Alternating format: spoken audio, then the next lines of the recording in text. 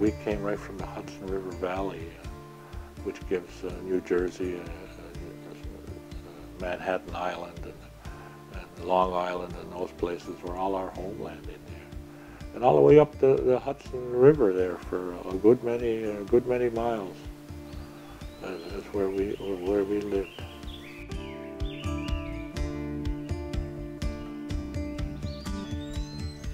You know, we didn't all live in one great big city. We had villages all up and down that river.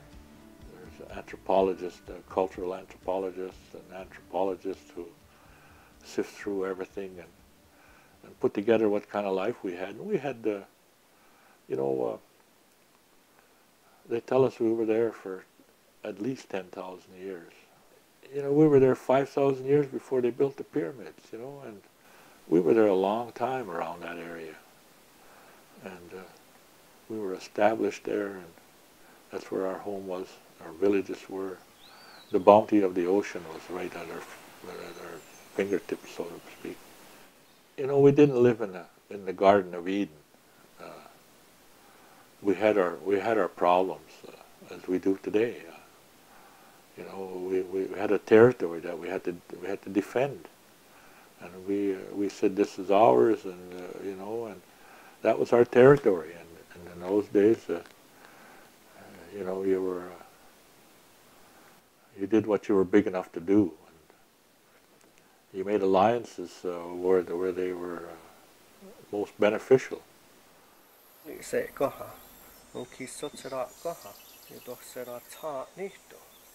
As far as I know, the Iroquois called us grandmothers.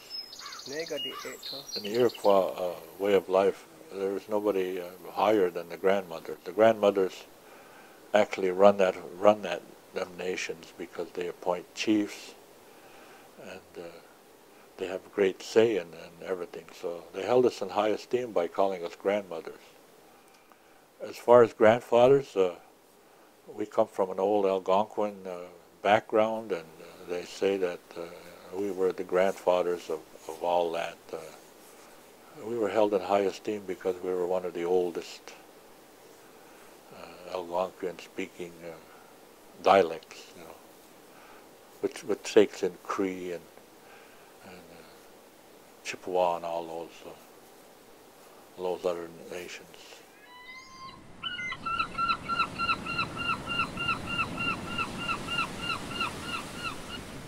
I would imagine, like today, if aliens all at once come down, you know, and look just like us and come in some big ship or something like they did, something like that, you know. We probably held them in high esteem, as we would if somebody came down from space in this big ship. We'd think they were smarter than us, because we sure took to their religion and their ways of life. I guess because of that way of life that the non-native had. It wasn't our life, you know. If we grew corn, we grew corn in the forest, you know. We'd clean the forest out a little bit, burn some trees down, and used the meadows for growing corn, and when that got used up, we'd go someplace else. The land was huge. But them, they cleared the land, they pulled the stumps, and they made fields, and they plowed them up. That was foreign to us. And they took more than they needed. That was the thing, I think, that really... why did they need all that? And we didn't know that the way they were doing that was to build an economy. I guess their way of life was foreign to us, so we just said, okay, we'll get out of here. Just kind of moved. Which wasn't a bad idea, but they were right behind us. It's all documented coming across there. We moved in increments, you know. We come across there. It took us a couple hundred years or so to get to the Ohio Valley. And that's where we're really together for the last time, I think, as that group. And we all didn't move together. Like we all didn't just say, "Okay, here we go, and let's all go together." We come in different villages and different chiefs, and but we slowly made our way to Ohio Valley. We were there for quite a while. They say we had a lot of treaties with different countries, like Sweden and those places. We had a group of people here chiefs go back to Sweden. I think it was Sweden or Denmark, because they had made a promise years ago when the king run across it, so he took chiefs. That was when I was a kid. We had different alliances with different countries. The United States came into being later on, and apparently we had the first treaty with them too. So.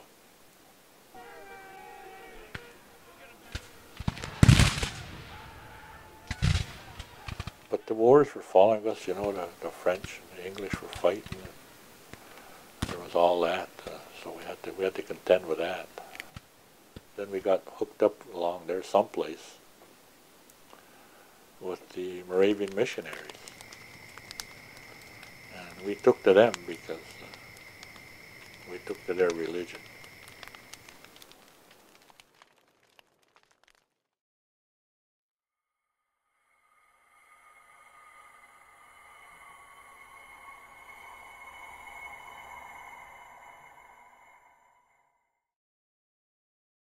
They slaughtered us. And they wouldn't even bless us with a bullet. They took us in this one building and clubbed us to death. The reason we know that is because of the two little guys that hid under the floorboards.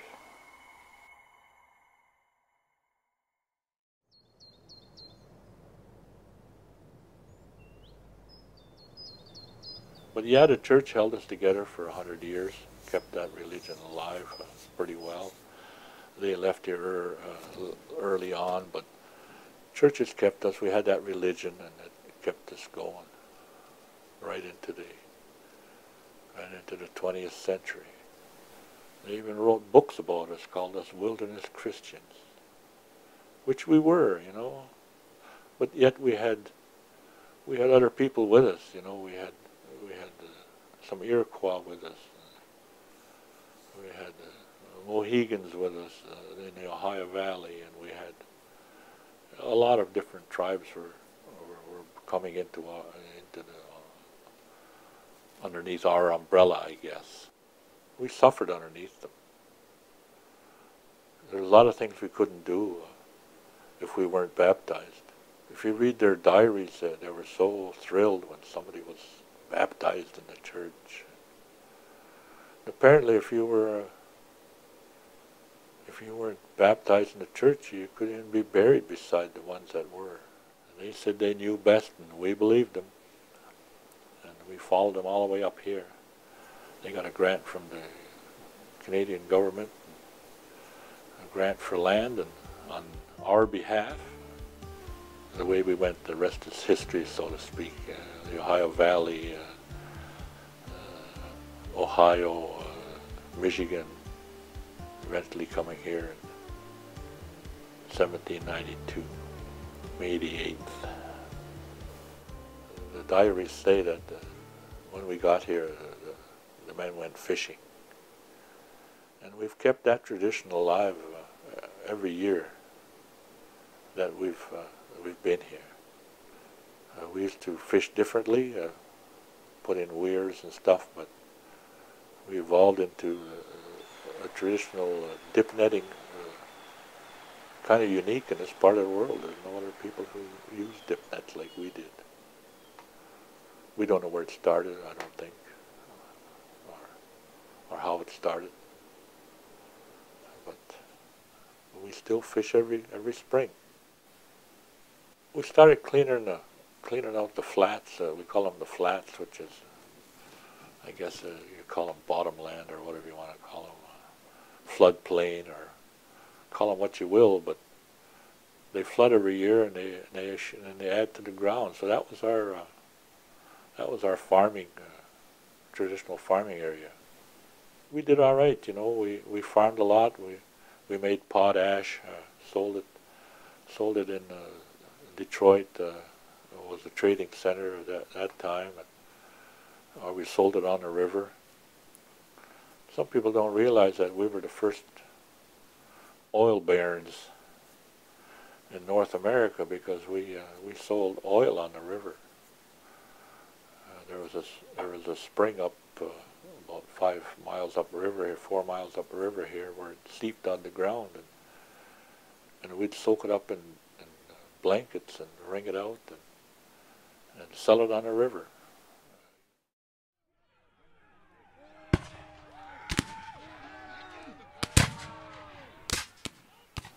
The War of 1812 must have been something else. A lot of our people died over there. Some of my family members died over there. It was Tecumseh was, you know, he traveled all over. He went all down south, and he traveled this North America, trying to rally us together. Apparently, in Indiana, we knew him there, and that's where his brother was. But yeah, we knew what his dream was, and we knew that the Americans were. It was more or less we were going to defend this. He said, "Let's make a stand," and we did. He was a leader, and we knew that if we didn't make a stand there, they were going to come burn our village anyway. So we went to war. They tell me that 1/3 of our population over in the village went to the Battle of the Thames.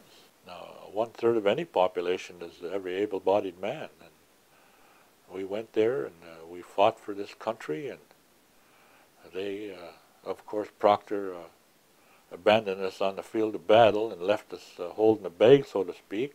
Especially us, because we were from right there.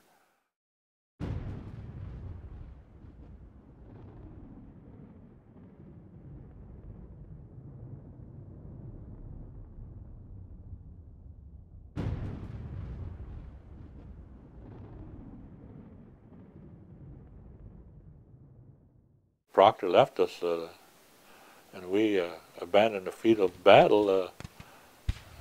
The Americans took off after Proctor, and the one thing they came to was our village was a mile down the road. And they just leveled that. But of course, by that time, being Indians, we were gone. We knew what was coming. It seems, that we fought all the way across as the United States was becoming the United States, and as they were fighting, the British were fighting the French, and kicking out the Dutch, and it just got to see that we were always caught in the middle, and we'd join sides. Okay, we'll take the American side, and we'll take the British side,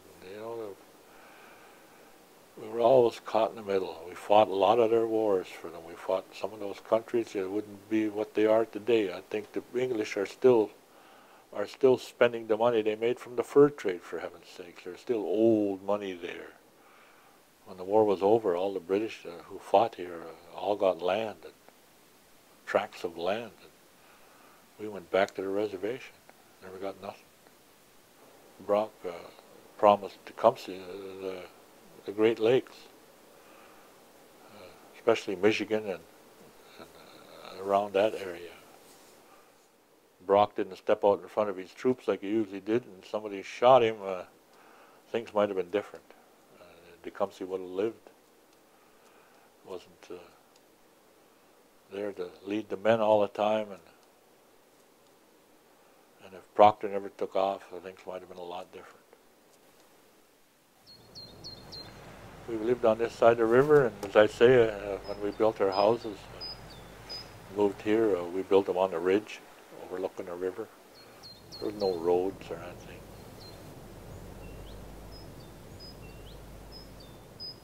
I guess we were always farmers. Even when we were in the Ohio Valley, we farmed. You go there and look at our old villages. there was fields and churches and buildings. But yeah, we took to farming because we seen the non-native. That's the way he built his economy, and we were right with the missionaries, and of course they wanted an economy too, sell this, sell that. So that's the way we took to that. We took to farming, and we were farmers. We were good farmers. After the First World War, we were back to farming again. The boys come home and struggled a bit, but they bought horses and they went farming again. They farmed right into the 30s with horses and stuff. And then the Second World War came along and just devastated our farming on not only our native community, but other native communities too. For the simple reason that when the boys came back from World War II, and they wanted to mechanize with tractors and stuff, they couldn't take their land and go to the bank and get a loan to buy a tractor. Some struggled along on their little 40-acre lots or 20-acre lots for a couple of years with horses, but that was all gone by the 50s. There's so much there that people don't know about us. We weren't bloodthirsty and we weren't savage. We had our own religion. We had our own dress. We had our own language. We were nations and we were people. You know, we still try and function as nations. And of all the treaties we've made, and we've made a lot of them in the States, of all the treaties we made, there's only people who make treaties are nations. And the Europeans, when they first come over here, recognized that. I'm not scared of the future at all. I see the young, and they want the language, they want the customs. We can go back there. We can take our language, but we got to move all that stuff into our world now. How do we bring that old way we used to be? How is it going to come into our lives today? And it's got to come up with us, because we haven't evolved for a long time. Our language, it did hardly evolve for a long time. There's new words we got to have. How do you say computer? How do you say, how do you say all this stuff, But I think we can do it. It's no problem. I foresee someday we'll all sit around the council table or in a meeting and we'll all talk Delaware.